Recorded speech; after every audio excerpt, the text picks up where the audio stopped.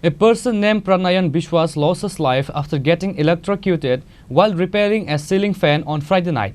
This incident occurred at Singichara area. Later, the deceased body was taken to Khorang District Hospital. An incident occurred at Vishnu Robi house where Pranayan Biswas, a resident of Khorang Durga Nagar area, passed away after getting electrocuted while repairing a ceiling fan. Immediately after the incident, Pranayan Biswas was taken to Khorang District Hospital. The family member was informed and rushed to the scene. The doctor of the hospital declared him dead after examining his body.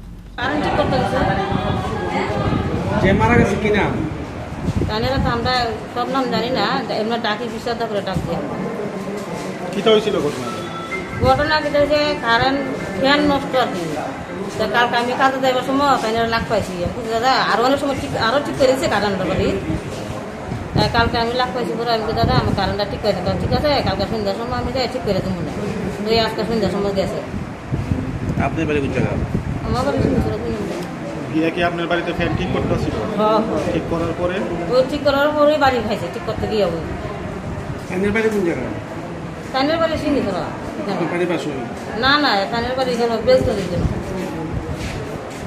আপনার বাড়ির লোককে খবর দিয়েছেন নি খবর দেওয়া হয়েছে ওখানে অটো পাই না গাড়ি পাই না বাড়ি খাইছে আমরা লইয়া বইয়া থাকতাম আর তানের বাড়ির ফোন নাম্বারটা আমার জানি না কিছু না তো একজন আইতে গেলে তো সময় লাগবো না না আর পুরো ফোন লইয়া আইছি আমি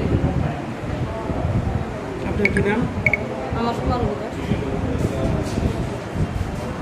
The family member were shocked and saddened by this tragic incident. Later, the body was handed over to the family member.